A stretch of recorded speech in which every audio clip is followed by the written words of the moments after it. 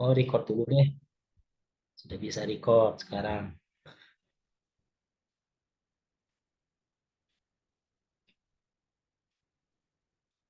Codingnya nggak bisa ya.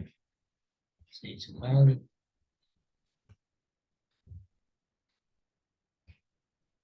Oh, dia nggak bisa polling.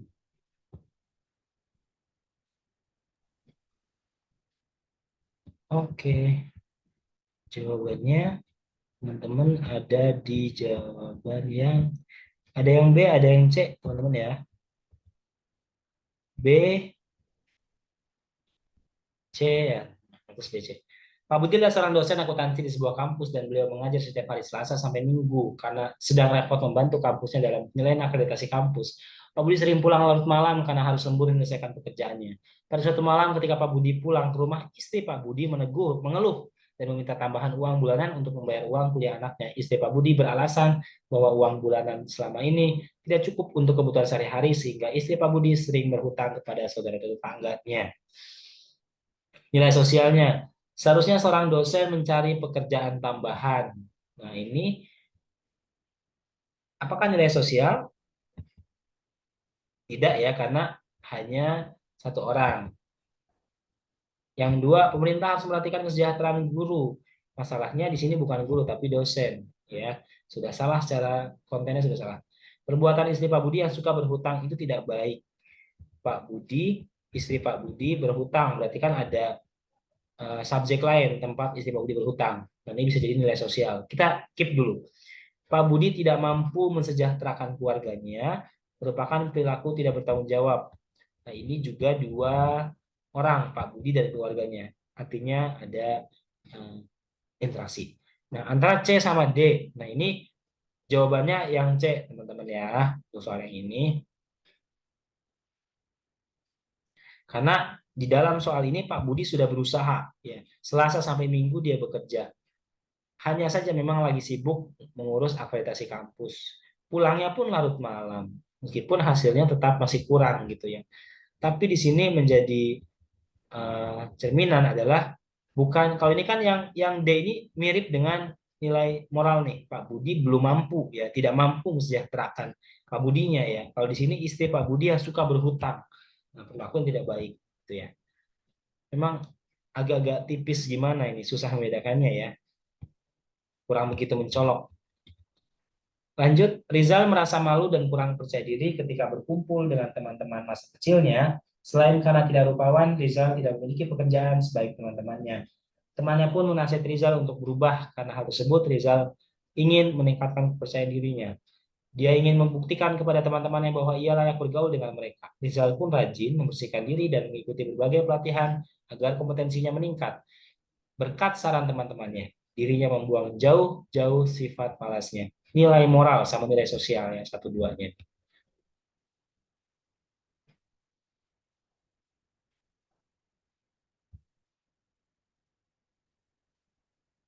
Satu C, satu B. Oke.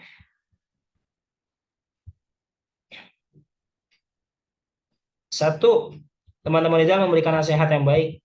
Nah, teman-teman saja sudah banyak ya, berarti dia interaksi. Berusaha menjadi lebih baik agar percaya diri. Siapa yang sedang berusaha? Di sini adalah Rizal. Nah, bisa jadi ini kita keep dulu ya. Teman-temannya harusnya tidak memberikan nasihat. Ini salah. Kontennya salah ya. Ini kan nggak sesuai banget nih. Dan ini juga teman-temannya ya, sosial. Kalau teman banyak di sosial nih teman-teman. Kurang pede adalah hal yang biasa. Ini bukan nilai moral ya. Nilai moral itu pesan moral teman-teman. Sama aja ya. Nilai moral dalam cerita itu pesan moral. Kalau di pelajaran SD, SMP, SMA, pesan moral dari cerita di atas adalah sama aja ya. Jangan ini. Jadi easy aja sebenarnya. Berusaha menjadi baik agar percaya diri. Nah, ini kan nih Rizal setelah berusaha supaya lebih baik ya sampai dia ikut pelatihan. Maka satu jawabannya B, dua jawabannya A kata Karido. Kita lihat ya. Nilai sosial pada cerita di atas. Teman-teman, tadi berarti yang bukan, yang B. Kita hapus yang B, salah. Ini juga bukan nilai sosial, kan boleh ngasih nasihat. Bisa nggak boleh. Teman-teman Rizal memberikan nasihat yang baik. Nah, bisa jadi ini. Yang D kurang percaya diri adalah hal yang biasa dalam pergaulan. Nah, ini kan ada alasan yang nggak pede. Ya, maka jawabannya A. Pesan sosialnya teman-teman Rizky, kasih nasihat pada teman kita. Nomor 7, Rizal, mudah-mudahan Tuhan mengampuni dosamu. Sebagai ayah yang engkau durhakai, sudah rela mengampuni akan dikau. Rizal tergelak tertawa sembari mencemooh. Hai ayah, mengucap ayah dengan tulus, barangkali ayah akan mendapat ilham. Lalu dapat berkata dengan benar, pada hematku, ayahlah juga yang banyak bersalah atas diriku. Nilai moralnya adalah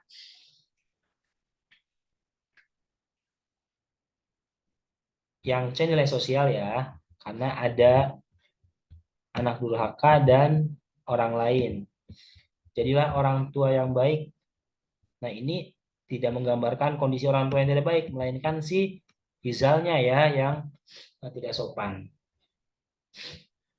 Nah antara A sama B, kira-kira pesan moralnya lebih kemana nih? Jadi gini, Rizal ini dibilangin sama bapaknya, Rizal, mudah-mudahan Tuhan mengampuni dosamu sebagai ayah yang engkau durhakai. Nah, anaknya durhaka tuh di situ. Sudah rela mengampuni dirimu. Ayahnya sudah rela mengampuni si Rizal. Rizal malah ketawa nih. Hai ayah, mengucap ayah, nyebut nama ayah aja, ya. Siapa tahu eh, mengucap nama ayah dengan tulus gitu ya. Manggil nama ayah dengan tulus, siapa tahu dapat ilham ayah ini. Kalau dapat berkata dengan benar, ada hematku malah nyalahin lagi ayahnya kan. Nah, kira-kira A atau B nih? Nah, jawabannya adalah yang B ya, karena tidak tidak menggambarkan kondisi harus dicontoh atau tidak. Ini kan kondisinya apa? Rizal yang nggak sopan, maka jadilah anak yang sopan. Ya, kalau misalnya yang lain bisa Rizal anak yang durhaka, jadilah anak yang tidak durhaka. Nah, kalau seperti itu yang A bisa diterima ya. Tapi kan ini anak durhaka tidak perlu dicontoh. Jadi kalimatnya tidak langsung, ya, kalimatnya melebar dia secara makna. Nilai sosial itu tadi ada di C ya. Karena di sini ada interaksi orang lain yang nggak suka terhadap anak yang durhaka. Jadilah orang tua yang baik. Jadilah anak yang baik dan sopan santun. Ini tadi nilai moral. Nilai moral tidak perlu dicontoh. Yang bisa jadi nilai sosial ini ya. Anak durhaka tidak perlu dicontoh. Yang mana teman-teman? Yang A atau C? Kira-kira lebih dekat kemana?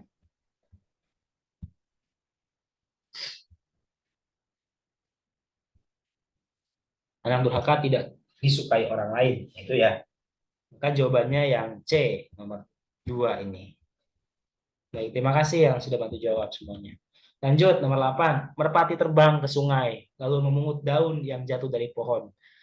Kemudian dia terbang lagi dan menjatuhkan daun itu di dekat semut. Dengan sekuat tenaga, semut naik ke daun. Akhirnya semut dapat selamat dengan naik di daun yang dijatuhkan merpati.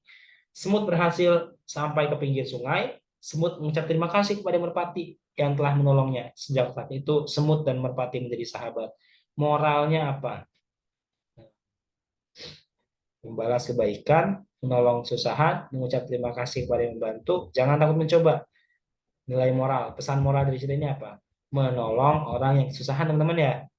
Ya meskipun bukan orang sih, semut sih gitu. Mengucapkan terima kasih kepada yang membantu. Jadi bantulah orang yang sedang kesulitan. Oke, jawaban teman-teman. Oh, teman-teman jawab C ya. Mengucapkan terima kasih kepada yang membantu. Sebentar, sebentar.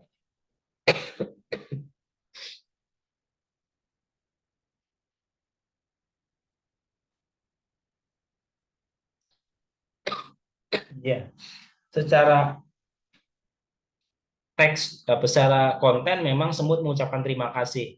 Tapi konteksnya di sini merpati yang bantuin, ya, yang menolong semut yang sedang kesulitan tuh, ya, itu ya. Ada kalimat ini nih, dengan sekuat tenaga. Nah, berarti ada perjuangan yang semut lakukan.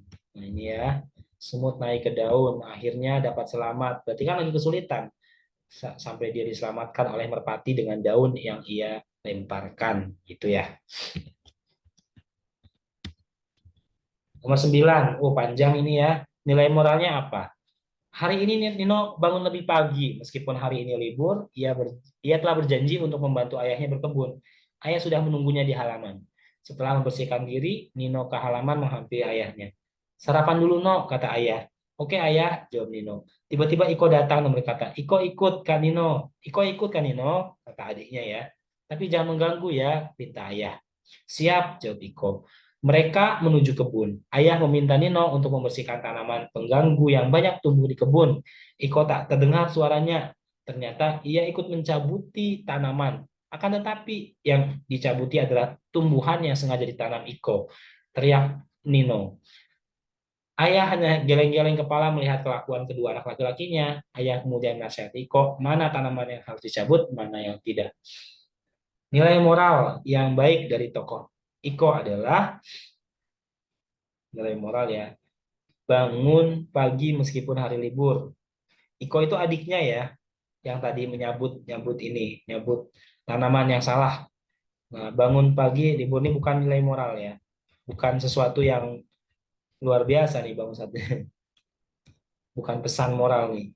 Mana sih soalnya? Selalu ingin menemani kakaknya. Apakah iya? Nomor B ini berusaha membantu kakak dan ayahnya, mematuhi nasihat ayah supaya tidak mengganggu. Nah, di dalam cerita ini Nino salah cabut ya, kalau diingetin jangan ganggu ya, malah dia bantuin dan salah ternyata yang dia cabut, jadi jawabannya yang D ya. Lanjut, nilai moral pada cerita di atas adalah hari Minggu yang dinanti oleh Mira akhirnya tiba. Ia dapat bermain dengan teman-temannya. Hatinya sangat gembira saat mau melangkah tiba-tiba dipanggil ibunya. Mir, ayo bantu ibu memasak. Ya Bu, jawab Mira sambil berlari. Mir, cuci sayuran itu ya, suruh ibunya. Ya Bu, Mira segera mencuci sayuran tersebut hingga bersih. Lalu ia membersihkan lantai yang kotor. Sesudah itu Mira meminta izin untuk bermain. Mira bergegas menuju halaman. Teman-teman menghampirinya. Ayo kita main petak umpet, ajak mereka. Ayo, maaf ya, tadi aku membantu ibuku dulu. Mira membeli alasan. Ia bergabung dengan teman-temannya. Mereka bermain petak umpet di halaman rumah. Halaman rumah tempat mereka bermain cukup luas. Mereka bermain dengan gembira, secara bergantian ada yang berjaga dan sembunyi. Tanpa terasa hari telah sore, mereka menyudahi permainan, mereka pulang rumah masing-masing. Nilai moral positif tokoh Mira pada cerita tersebut adalah mau bantu teman-temannya, tidak ya, yang dibantu itu adalah ibunya. Salah. Mau memenuhi permintaan ibunya, bisa jadi nih. Tadi kan bantuin ibunya ya. Minta maaf pada ibu karena bermain, tidak. Tadi minta maaf sama teman ya, karena tadi sempat bantu ibunya dulu nih. Memaafkan teman yang datang terlambat, tidak. Memaafkan teman yang datang terlambat. Nah, oke, bisa jadi ya. Tapi kalau sudut pandangnya, oke, sudut pandang ini beda nih. Kalau di dalam konteks soal ini, mana yang dominan? Apakah membahas tentang Mira yang memenuhi permintaan ibunya atau teman Mira yang memaafkan Mira karena datang terlambat? Nah, kira-kira lebih dominan yang mana ya teman-teman? Ini sih lebih kepada yang B ya, jawabannya ini yang B kalau dipilih jawaban. Artinya memenuhi permintaan ibunya. Nah, kebetulan temannya memaafkan. Karena nggak ini juga ya, lebih prioritas bantu ibu sebetulnya daripada bermain. Nilai moral pada cerita di atas. Pak Jarwo menghampiri ruang kepala sekolah. Tak lama kemudian, Santo, Kian, dan Ilham dipanggil oleh Bu Yayuk. Ya, ketiga anak itulah yang kemarin memetik buah anggur milik Pak Jarwo tanpa permisi. Maafkan kami Pak Jarwo, kami telah mengambil anggur Bapak tanpa permisi. Ucap Ilham sambil menahan isak tangisnya. Iya Pak, jangan laporkan kami kepada polisi. Kami janji tidak akan mengulangnya lagi. Tukar Santo berapi-api. Kian yang dari tadi tidak berkata-kata ikut menangis sambil gemetar meraih tangan Pak Jarwo. Suasana ruang kepala sekolah menjadi hening.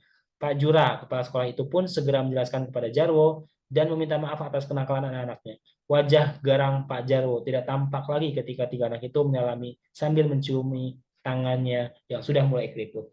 Keesokan harinya tanpa disuruh ketiga anak itu mendatangi rumah Pak Jarwo, ketiganya mengayunkan sapu lidi tanpa komando sampah daun dan ranting-ranting kering disapu ketiga orang itu. Kemudian ketiganya bergegas masuk ke dalam kelas. Saat istirahat tiba, Santo, Ilham, dan Kian kembali terkejut karena kedatangan Pak Jarwo.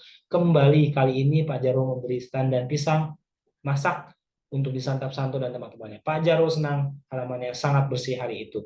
Ini hebat teman-temannya, cepet banget jawabnya loh. Keren. Berarti sudah bisa menerka ya. Ini konteksnya tentang apa nih soal ini? Emang panjang sih. Membantu sesama ketika kesulitan, tidak ya, tidak berkaitan. Bukan. Berterima kasih atas pemberian orang lain, bukan. Belajar untuk menghargai orang yang lebih tua, bisa jadi. Mengakui kesalahan dan bersedia menanggung akibatnya, bisa jadi. Nah, tapi jawabannya lebih utama di D ya, mengakui kesalahannya. Jadi setelah dia mencuri buah, kemudian dia menanggung konsekuensinya, bahkan dia apa namanya bantu bersihkan rumahnya Pak Jarwo. Jadi bukan berbicara mengenai nggak menghargai ya. Ini mencuri nih berarti, bukan tidak menghargai. Nilai kehidupan yang mendominasi pada cerita di atas adalah, apakah cinta pantas dikenang? Apakah cinta dibangun demi memberikan rasa kehilangan? Pertanyaan itu mengganggu pikiranku, mengganggu perasaanku. Sepulang dari pemakaman seorang tetangga yang mati muda, aku lebih banyak berpikir ketimbang bicara. Iring-iringan pelayat lambat laun menyurut. Satu persatu menghilang ke dalam gang rumah masing-masing. Seakan akan turut mencerai-beraikan jiwaku. Kesedihan mendalam pada keluarga yang ditinggalkan. Tentu akibat mereka saling mencintai. Andai tak ada cinta di antara mereka, bisa jadi pemakaman ini seperti pekerjaan sepele yang lain, seperti mengganti tabung dispenser, menyapu daun kering di halaman, atau menyabet kertas tagihan telepon yang kadaluarsa. Seandainya aku tidak mencintaimu, tidak akan terbit rindu sewaktu berpisah. Tak ingin menulis surat atau menelponmu, tidak ingin memberi bunga satu ulang tahun, tidak memandang matamu, menyentuh tanganmu, dan sesekali menciummu. Sampai hari terakhir menciummu. Karya Kurnia Effendi. Nilai kehidupan. Nah, nilai kehidupannya apa nih? Moral, sosial, agama, budaya. Jadi pilihannya moral sosial ya. Kalau ditanya aspeknya baru nih, apakah agama atau budaya atau pendidikan atau politik gitu ya, hukum gitu. Nanti pilihannya banyak bidangnya. Nah, kira-kira ini lagi ngomong sendiri atau dua orang nih? Nah, ternyata ini lagi ngomong sendiri teman-teman ya. Apakah cinta panas dikenang? Dia lagi ngomong dalam hati sendiri nih. Karena dia merasa ditinggal oleh yang dia cintai. Nah, itu ya. Jadi nggak lagi ngobrol sama siapa-siapa ini. Satu orang saja. Lanjut. Aku masih saja khawatir. Ramalan dukun-dukun itu mulai. Aku next dulu deh. Ini panjang banget soal ini nih. Aku ada yang baru. Nah ini nih. Nilai sosial. Yang ditanyakan ya. Nilai sosial. Terkadang dia memberi tanda mata berupa manisan atau alat tulis kepada murid yang menurutnya pada hari itu telah menunjukkan upaya yang lebih besar dibandingkan kemarin. Dengan begitu, penghargaan itu tidak hanya memonopoli murid yang paling pandai, tetapi juga menjadi sumber kepercayaan diri bagi mereka yang telah berusaha untuk menyayangi diri sendiri dengan berbuat lebih baik. Untuk menghidupkan suasana kebebasan, tak jarang ia mengajak murid-murid keluar kelas dan belajar dengan bergerombol mengelilingi halaman di pekarangan belakang. Nilai sosialnya, penumbuhan semangat wirausaha, penghargaan terhadap prestasi seseorang, penghargaan terhadap perkembangan, penumbuhan kecintaan pada lingkungan, penumbuhan rasa percaya diri. Yuk teman-teman ini lagi ya, diamati lagi. Kira-kira ini prestasi bukan ya? Lebih besar, lebih baik daripada kemarin katanya. Upaya lebih besar daripada kemarin. Kira-kira prestasi atau perkembangan nih? Kalau A enggak ya. Karena jadi soalnya gini nih teman-teman. Ini guru ya. Ngasih hadiah nih. Tanda mata itu kan hadiah. Bisa berupa manisan. Atau manisan itu makanan itu ya. Manisan buah yang direndam di air. Air yang pedas, manis, asin. Atau alat tulis kepada murid yang menurutnya. Nah, dikasih sama guru ini hadiah kepada murid yang menurut si guru, muridnya telah menunjukkan usaha yang lebih besar dibandingkan hari kemarin. Dengan begitu, Nah, jadi penghargaan itu nggak cuma dimonopoli atau dikasih kepada yang paling pintar saja, tetapi juga sumber kepercayaan diri bagi mereka yang sudah berusaha. Nah, berusaha berbuat lebih baik untuk dirinya. Jadi nggak harus kepada yang pintar ya. Orang mau berupaya tetap dikasih. Upaya menghidupkan suasana kebebasan. Tak jarang ia mengajak murid-murid keluar kelas dan belajar dengan bergerombol mengelilingi halaman di pekarangan belakang. Jadi dia belajarnya di luar kelas nih, di pekarangan belakang. Penumbuhan semangat wirausaha. Nah, ini juga tidak ya, yang A tidak. Penumbuhan kecintaan pada lingkungan yang D tidak. Hanya tempatnya memang di halaman pekarangan belakang. Jadi latar tempat ya. Penumbuhan rasa percaya diri. Nah, ini tidak menjadi bahasan pokoknya. Nah, antara B atau C nih. Aku lihat kolom chat. B, B, B, B, B. Nah, kalau di kunci jawaban, dia ternyata yang C, teman-teman. Ya, kenapa C? Karena yang dia berikan hadiah itu ya, bukan yang berprestasi, nah, bukan yang paling pandai yang dia berikan. Ya, kalimatnya nih.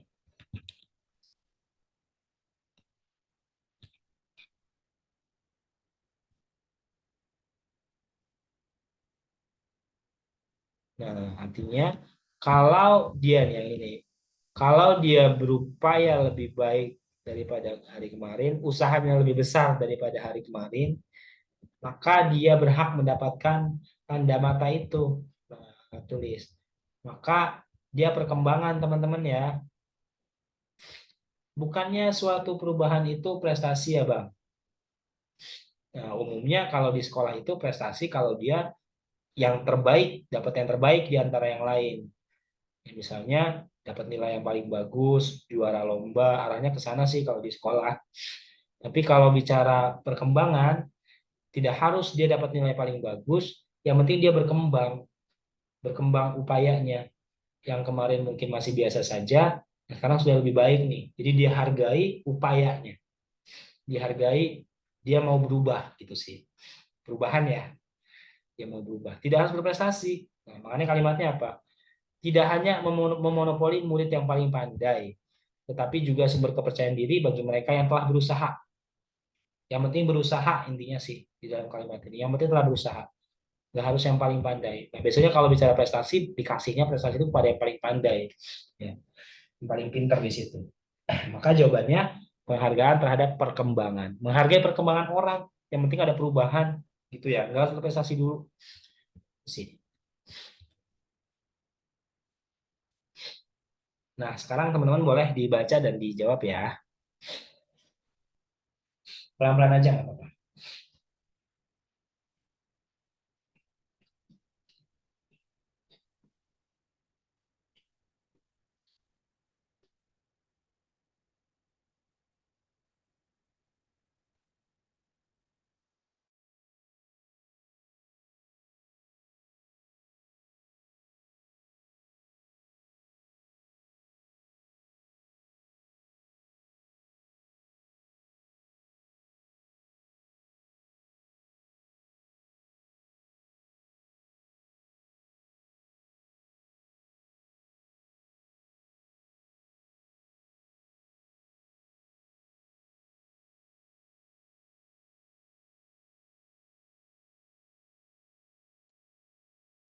Ya, teman-teman cari kata kuncinya supaya menjawabnya lebih mudah.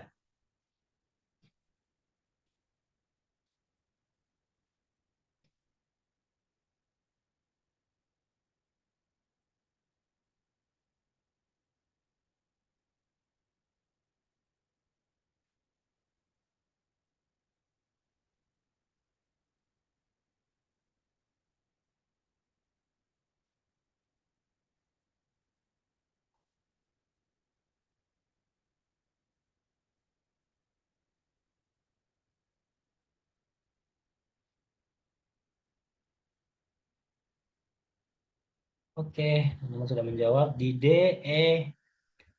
Oke, banyak yang D ya. Jadi kata kuncinya di sini teman-teman. Dia itu rekreasi ke berbagai tempat ya. Berbagai tempat sudah dikunjunginya. Tapi kalau di rumah dia nonton TV terus. Tetangganya nggak ada yang jenguk dia. Dianya pun nggak pergi ke kenalannya, ya. Jadi di rumah terus hidupnya, makan, nonton TV, tidur. Tidurnya kadang di depan TV. Nah, karena dia nggak ngerti bahasa Inggris. Maksudnya dia nggak bergaul di luar tuh, di dalam aja. Kayaknya sih dia lagi ngebahas eh, lingkungannya ini bukan di lingkungan Indonesia ya, karena bahasa sekitarnya kayaknya bahasa Inggris nih. Anak dan cucunya, nah berarti siapa nih? Yang dibahas ini siapa nih?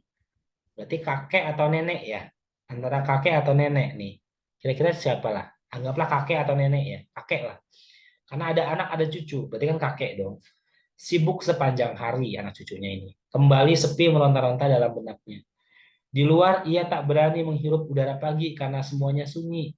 Tidak ada cucu yang berbicara bahasa Inggris padanya. Ini tidak ada cucu yang bisa bahasa Inggris malah ya. Nah, jawaban dari soal yang ini adalah menutup diri. Ya, dia bukannya nggak peduli. Oh, Aco kan dia nggak peduli nih, tapi lebih pada menutup diri. Kenapa menutup diri? Nah ini rekreasi di mana aja dikunjungi. Tapi kalau di rumah nonton TV terus, tetangga nggak ada yang nengokin dia, dianya pun nggak kemana-mana, nggak mau nengokin siapa-siapa. Makan, tidur, TV setiap hari. Nah, ini kan menunjukkan dia menutup diri ya. Anak cucunya sibuk, gitu ya. Dan dia nggak bisa bahasa Inggris sampai dia udah TV terus setiap hari, nggak bisa komunikasi sama orang kayaknya sih. Hidupnya sepi meronta-ronta dalam benaknya, sepi aja karena nggak ada yang bisa diajak ngobrol ya. Keluar pagi pun nggak mau karena semuanya sunyi, nggak bisa yang diajak ngomong, nggak ada gitu, nggak ada cucu yang bisa berbicara. Artinya ini orang ini, si kakek ini menutup diri dari lingkungan sekitar ya.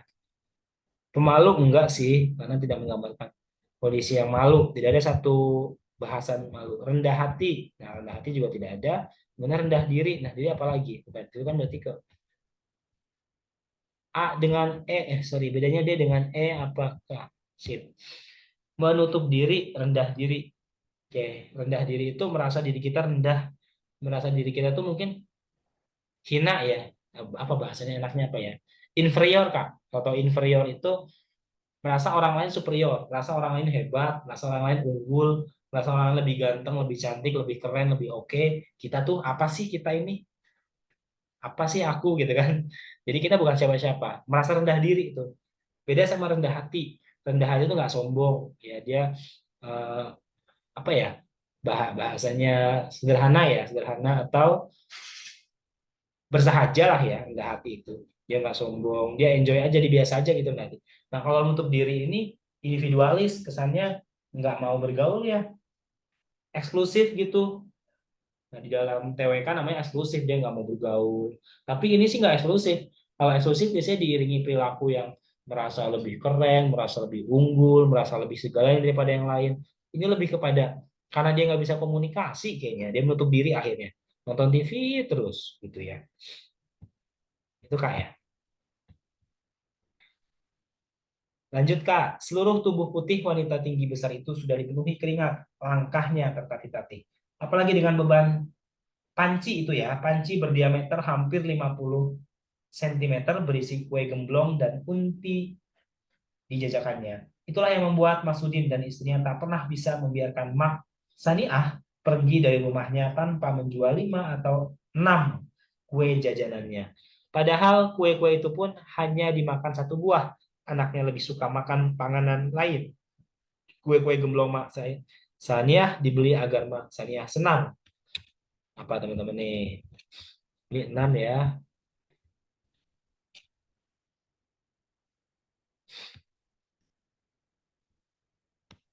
Ini 6.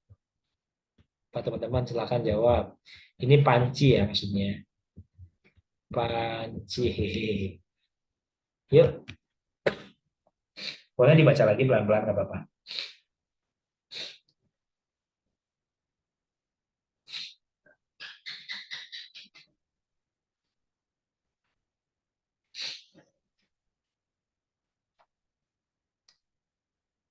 Oke ya.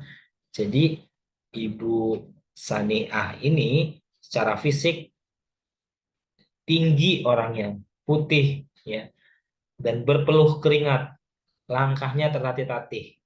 Apalagi dia bawa panci hampir 50 cm diameternya, gede nih. Isinya gemblong sama unti.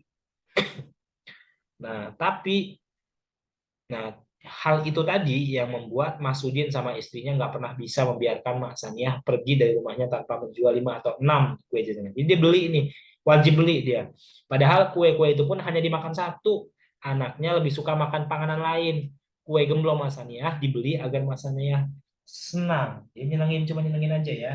Pengembangan industri makanan, kayaknya enggak deh. Pengenalan industri makanan juga enggak. Pelindungan terhadap makanan rakyat tidak ada tuh yang melindungi di dalam konteks soal penyantunan terhadap kaum lansia. Nah, kan kondisinya ya tadi langkahnya tertatih-tatih.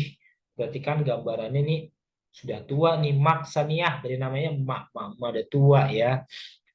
Nah, ini menyantuni. Jadi dengan membeli itu termasuk menyantuni.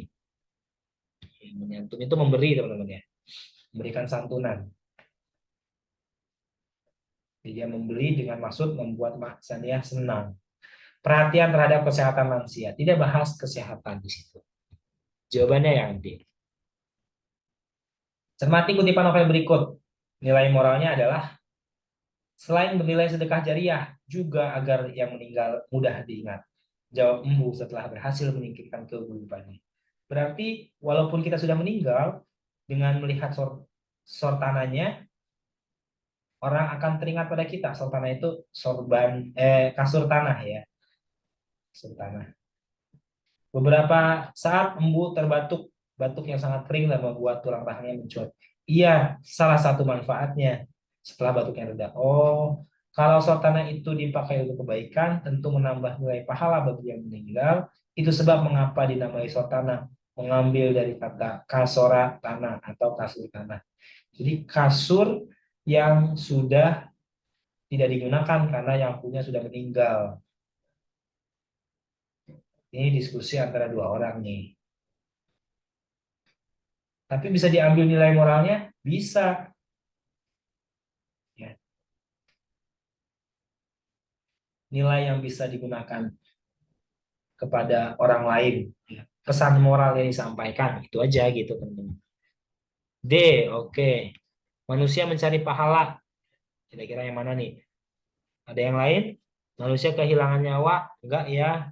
Ini nggak ngebahas nyawa. Ini ngebahas sortana, kasur tanah, kasur yang di tanah tuh, kasur lantai. Kita nyebutnya kasur lantai kali ya. Cuman zaman dulu kayaknya nih. Manusia mati meninggalkan nama. Nggak ngebahas itu sih, ngebahas kasur ini. Manusia hendaknya bersedekah. Nah, bisa jadi nih dengan, nah karena ada kata ini di awal nih, bersedekah jariah. Ya, orang yang sudah meninggal, kasurnya dipakai sama orang lain, termasuk sedekah jariah. Kalau dari kalimat pertama ini. Kemudian manusia memberi manfaat, bisa jadi sih manusia mencari pahala, tidak, itu tidak berkaitan. Nah,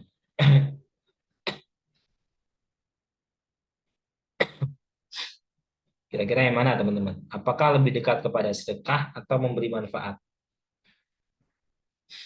Manusia memberi manfaat. Nah, sebetulnya ini yang bermanfaat adalah kasurnya. Kasur yang sudah tidak digunakan ini kebetulan masih bermanfaat bagi orang lain gitu ya. Untuk jawaban nomor ini adalah yang C, teman-teman, di kunci jawaban. Yaitu manusia hendaknya bersedekah. Ini terlihat dari kalimat pertama. Bahwa meskipun sudah ditinggal mati, tetapi nilai sedekahnya tetap ada. Gitu ya. Terima kasih Kak Suci dan lain-lain. Dia sudah bantu jawab ya. Jawabannya yang D. Yang B ya. Kok ini A di sini sih? Jadi aku bingung. Ini jawabannya ya. Intinya yang inilah. Nih, manusia hendaknya bersedekah. Salah ketik aku. Nah, lanjut. Silakan teman-teman baca dulu deh, boleh. Dijawab ya.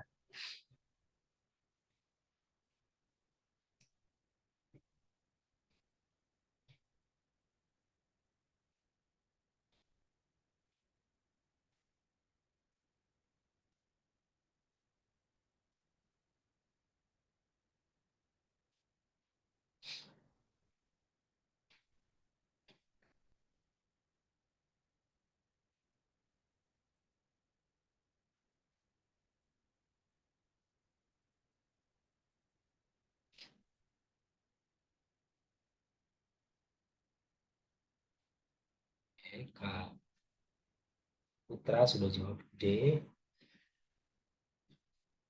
Yang lain mau nambahin silakan.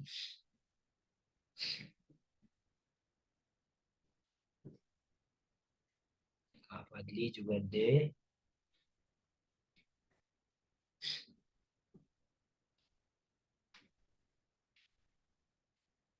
Hidangan yang tersedia sangat sederhana, hanya nasi putih dan beberapa kerupuk.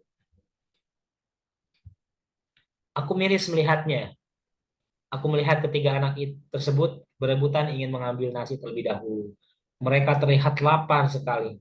Anak-anak sabar dulu, kita berdoa. Malu sama om ini kalau berebut seperti itu, tegur ibu mereka.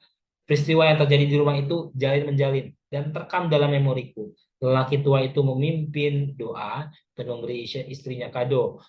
Mereka pun makan bersama. Nasi yang kukunyah terasa lama sekali aku telan. Nasi dan lauk kerupuk bukan penyebab semangatku hilang. Tapi aku terhanyut melihat suasana keluarga ini. Nilai moralnya. Ceritanya begini. Dari kalimat pertama sudah ada jelas ya. Hidangannya tersedia itu sederhana ya.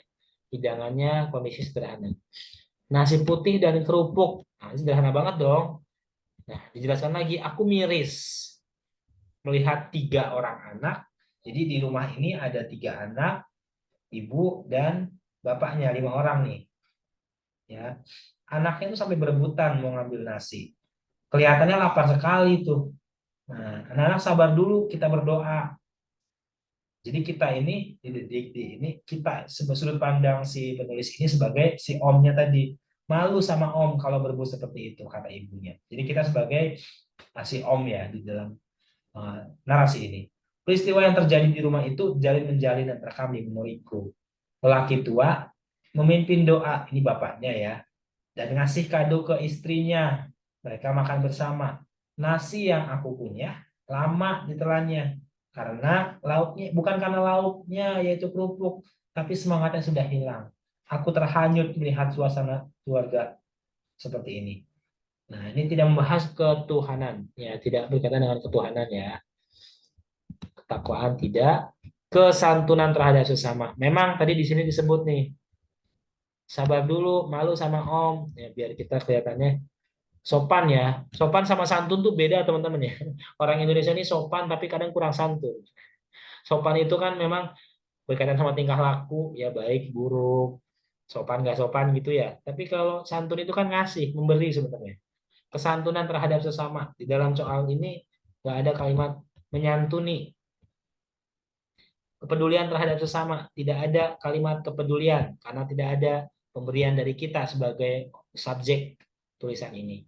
Sikap menerima apa adanya. Nah, jadi tetap asik tuh. Suami ngasih kado istri, mereka makan bareng, anaknya rebutan ngambil nasi duluan. Nah, ini kondisi sikap menerima apa adanya. Nilai moral ya, pesan moralnya tuh. Jadi kondisi apapun, terima dengan apa adanya. Sikap kesabaran. Nah, tidak ada dibahas tokoh apakah bapaknya atau ibunya ya yang menggambarkan kesabaran dengan kondisi mereka. Meskipun di sini ada anak-anak sabar dulu, kita berdoa gitu ya. Tapi ini bukan konteks yang disampaikan. Nah, jadi jawabannya apakah? Jawabannya adalah yang D, yang ini. Sikap menerima apa adanya. Oke, masih ada waktu nih beberapa menit lagi. Aku mau ke tadi soal yang sempat kelewat ya.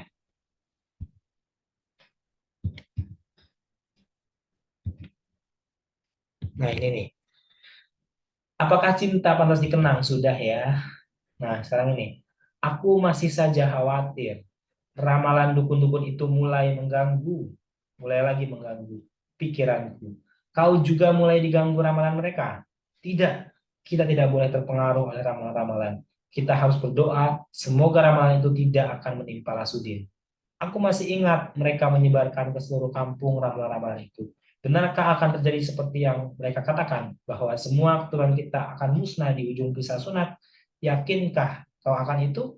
Kita berserah saja kepadanya. Doakanlah Lasudin.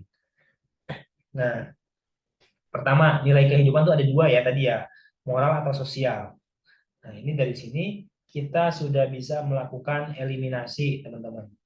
Apakah Budaya pendidikan jelas bukan, karena nilai kehidupan hanya moral dan sosial. A atau B?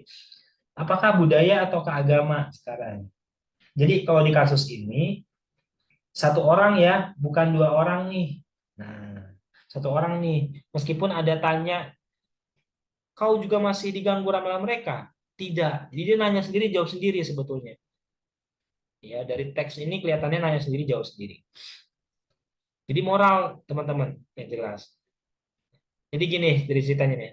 Aku khawatir ramalan dukun-dukun itu mulai lagi mengganggu. Jadi pernah sebelumnya ramalan itu mengganggu kita. Pikiranku nih. Kau juga sudah mulai diganggu ramalan mereka, ya nanya ke pikiran sendiri. Tidak, kita nggak boleh terpengaruh oleh ramalan-ramalan. Kita harus berdoa, semoga ramalan itu tidak akan menimpa Sudin. Sudin adalah siapa nih? Nanti belum dijelasin ya di teks ini.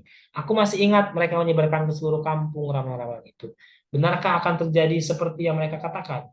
Bahwa semua keturunan kita akan musnah di ujung pisau sunat. Yakinkah kau akan itu? Kita berserah saja kepadanya. Doakanlah Lasudin. Nah, nilai kehidupannya, moral dan agama.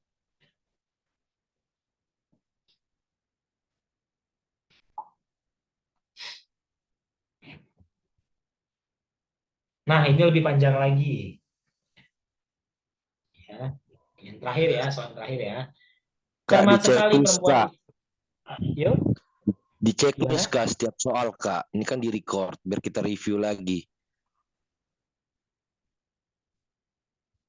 Iya, ini terakhir Kak. Nih, tuh. Emang soal terakhir ini. Habis memang dia. Tadi kan aku loncat karena ini kepanjangan, takut nggak cukup waktunya. Tapi ini tinggal ini aja soalnya.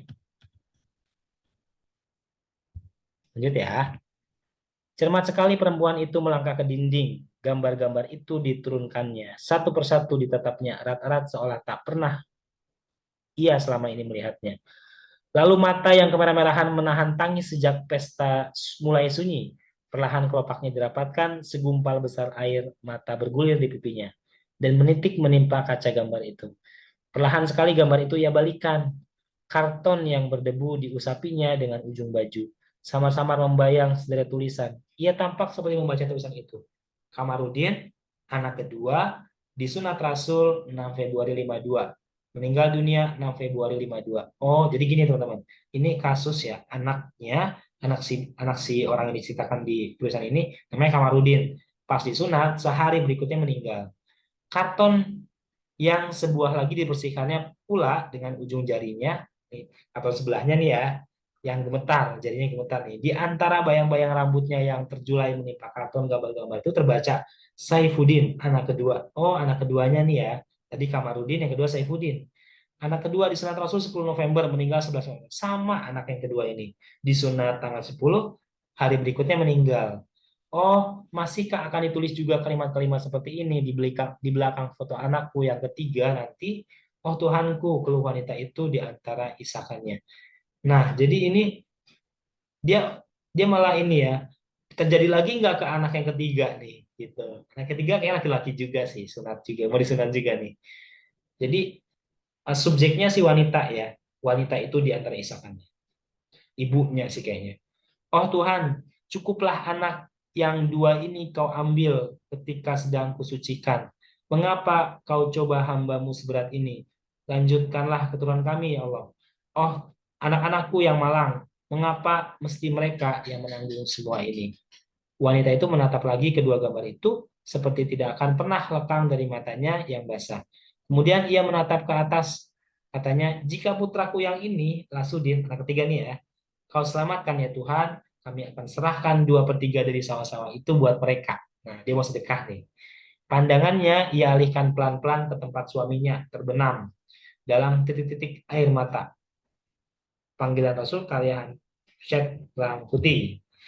Pernyataan yang sesuai dengan nilai kehidupan pada penggalan tersebut adalah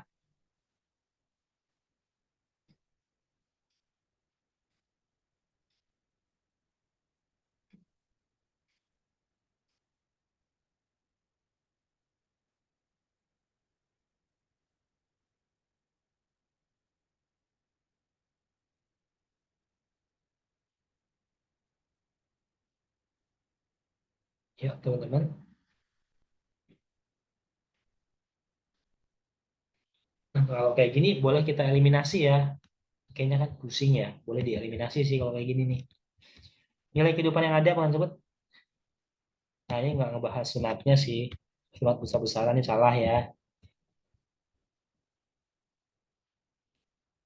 Nah, bisa jadi ini D, bisa jadi masih kita keep dulu yang D. Nah, ini tidak ngebahas pestanya.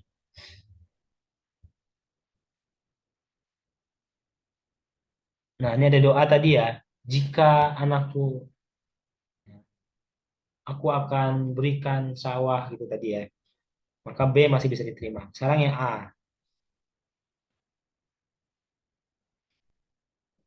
Nah, yang A ini nilai moral, tapi tidak menggambarkan doanya ya. Padahal tadi di akhir dia berdoa nih si ibu nih. Nih yang ini nih. Nah, ini kan semacam ikrar nih. Jika putraku yang inilah sudin, kau selamatkan ya Tuhan, kami akan serahkan 2/3. Ini ikrar ya, sebuah pernyataan. Nah, antara B sama D, teman-teman. Boleh. Ada yang sudah jawab belum? B ya. Oke, teman-teman jawabnya di B ya. Betul sekali, ini nilai agama. Di sini ada beberapa kali dia mengungkapkan yang berkaitan dengan agama ya. Ini ada ya Tuhanku, itu ya. Ya, ini banyak sekali nih.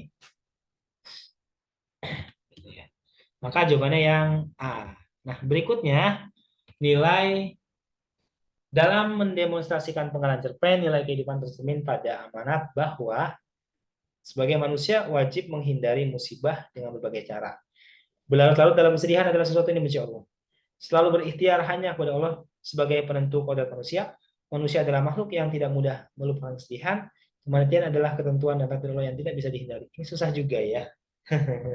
Gimana cara ngerjainnya nih kita lihat. Oke, sudah ada yang jawab Kak Suci C ya.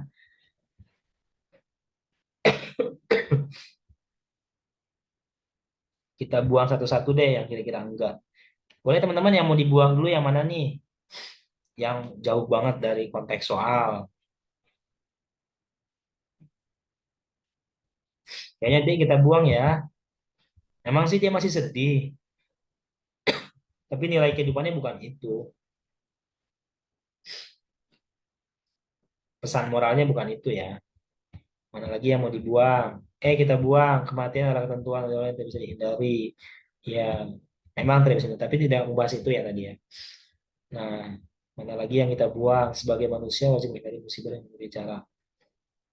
Berlarut-larut, berlarut-larut. Yang B, sedih adalah sesuatu yang dibenci Allah. Nah, ini juga tidak membahas itu ya. Maka antara A dan C. Ikhtiar itu apa sih? Ikhtiar itu usaha kali ya. Upaya atau usaha. Usaha sebagai penentu kodrat manusia. Iya, tadi kan dia sampai bilang. Nah, dia berdoa di sini nih. Cukup 2 anak yang kau ambil. Nah, bahkan ada doanya nih. Jika Lasudin ini selamat, aku serahkan 2/3 sawah-sawah itu. Nah, jadi sedang berupaya dia nih. Upaya melalui doa, melalui ikrar, melalui janji. Ya, nah, ini tidak membahas menghindari musibah dengan berbagai cara. Ya. Nah, intinya ibu tadi sedang berikhtiar melalui doa dan janji bahwa jika anak yang ketiga yaitu Lasudin selamat, dia akan mengorbankan, dia akan bersedekah gitu teman-teman ya. Ya betul, usaha dia berdoa Bang, jadi C. Sip, betul banget yang C. Nah ini tadi balik lagi ke sini ya. Udah ini. Oke teman-teman. Ini sudah tadi apakah cinta ini udah semua. Ya teman-teman, kita akhiri pertemuan kali ini. Ada yang mau di-sharingkan? Kita sharing bareng. Nomor berapa kira-kira yang mau diulas lagi boleh lah. Oke kalau nggak ada, aku akhiri teman-teman ya. Nanti aku share eh, PPT ini ke Kak Bastian. Boleh mungkin kalau teman-teman meminta PPT-nya di Kak Bastian. Ya, terima kasih atas perhatiannya. Sukses terus teman-teman. Semoga lancar tesnya. tahun ini. Sama-sama Kak Fadli, Kak Suci, dan teman-teman semua. Assalamualaikum warahmatullahi wabarakatuh. Salam sejahtera. Selamat malam. Siap Kak Damar. Danar ya Kak Danar. Aku ending ya.